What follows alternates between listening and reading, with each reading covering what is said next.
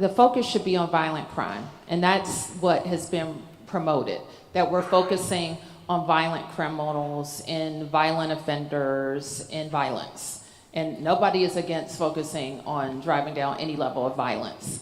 And so if this is really about immigration enforcement, I think the administration should make that plain. Yeah.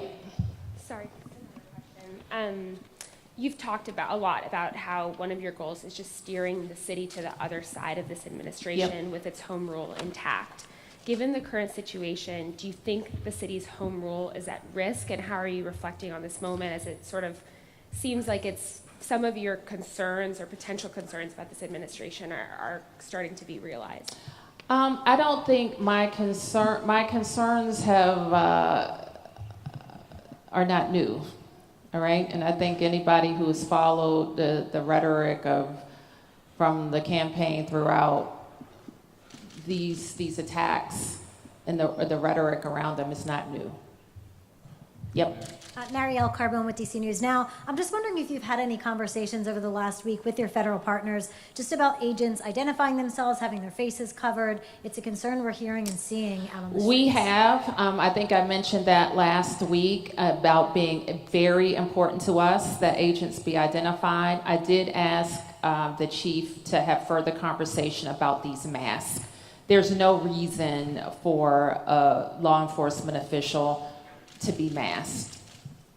Did she get any response on that? I've asked her to talk to it. I will continue to have to follow up. Yeah. Brad Bell with Channel 7. A couple questions. Yep. Some messaging coming from the administration, the White House today, saying that D.C. is being made safer, and they put out some arrest numbers and numbers of guns being seized. How would you characterize this operation? Has it made D.C. safer?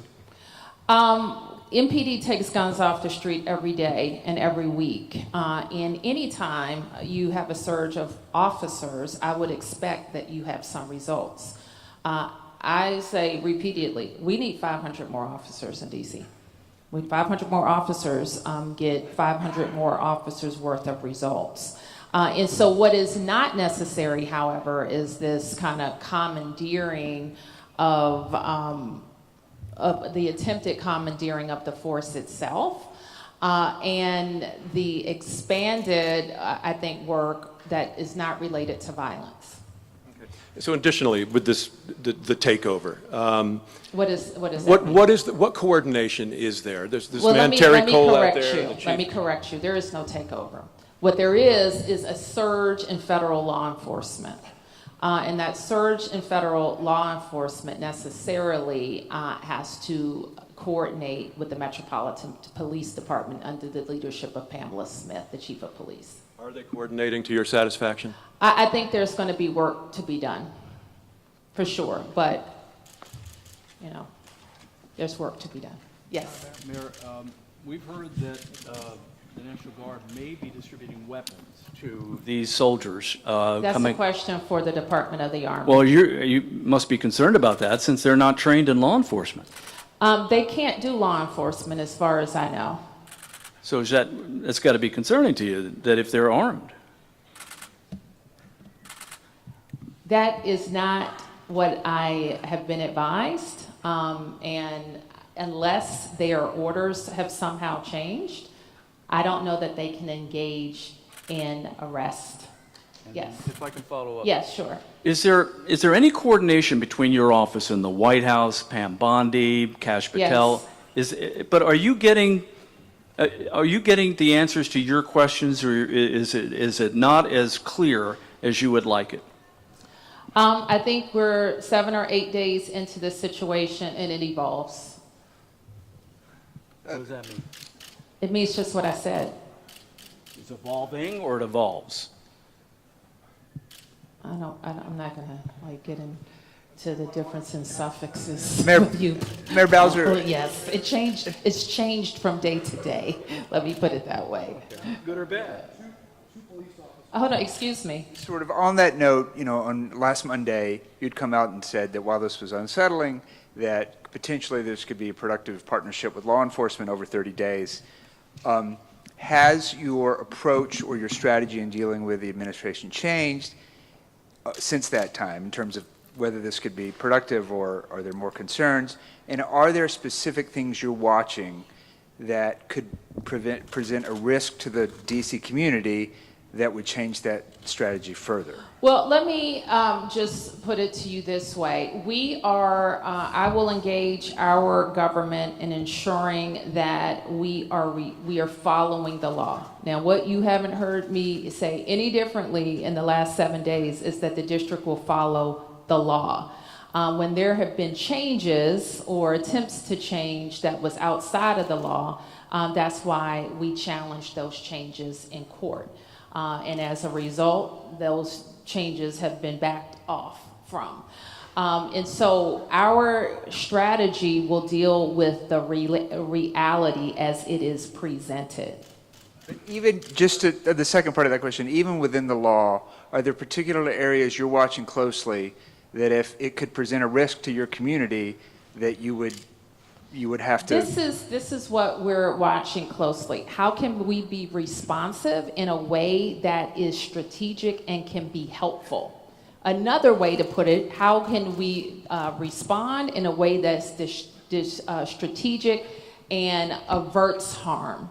And I can't give you a laundry list, but I can assure you that very smart people who work across the government are working on that, and we are we're organizing ourselves in a way to deal with this incident response that is most efficient for DC government.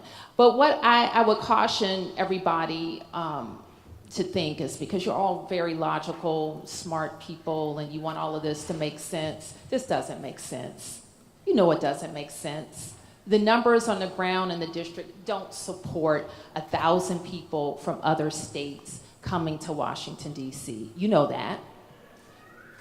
We're in this beautiful school with children singing about to go to school in a beautifully renovated building with the most prepared teachers in the country. You know the facts on the ground don't support this. You know that. You know it couldn't be done in a neighboring state. You know that. This is not about something that fits into logic. So if you want to know what's happening, the question is really not for us. It's for why the military would be deployed in an American city to police Americans. That's the question. And it's not for me. Yes. Mayor, the last message for community members who are obviously concerned with the heightened immigration enforcement, and they're going to be returning to school. We saw some of the previous threats that the administration made and schools gearing up, Mundo Verde, and now they're going to be walking to school and they're seeing people getting picked up. What's your message to those families as they're bracing for? This is my message. I think as a nation, we need to demand comprehensive immigration reform. There needs to be a pathway to citizenship for hardworking people who have made this country their home. And we need to separate the discussion of enforcement against violent offenders and everyday hardworking people who have made this country their home. For us in DC, we have many immigrants who have lived here legally because of TPS protections. This administration needs to make those TPS protections clear and stand behind them. We have many people who have immigrated to this country who have valid work permits and student visas. We need to make plain that they are not under attack. What needs to be made plain is what has been discussed for many, many months, is that violent offenders would be dealt with. That is what we have to focus on. So for people who are anxious and afraid, I'm sorry that this is happening, but the change that needs to happen is with comprehensive immigration reform and leadership at the national level. Madam Mayor? Yeah. Two police officers were injured Saturday night when they tried to tackle someone on an ATV. Do you believe that the Trump administration is trying to force the Metropolitan Police to adopt more aggressive tactics than they had previously? I'm not familiar with that case yet. I'll probably, if that's a MPD officer, I'll get briefed on it and or ask the chief if there were other officers that were involved. You think they're being forced to adopt more aggressive tactics than they had before all this happened? The standards that our police work under haven't changed. Okay. All right. You have the last question. Mayor, I know you've had, I'm Alan Etter from WTOP. Yes, good to Yes, see ma'am. you. Good to see you. I know you've had a chance to meet with the Attorney General. Have you had any direct interaction with the President? Do you want that? And what would you say to the President if you have that opportunity? The president issued an executive order that names Pam Bondi his designee, and that's who I'll work with. Thank you, everybody.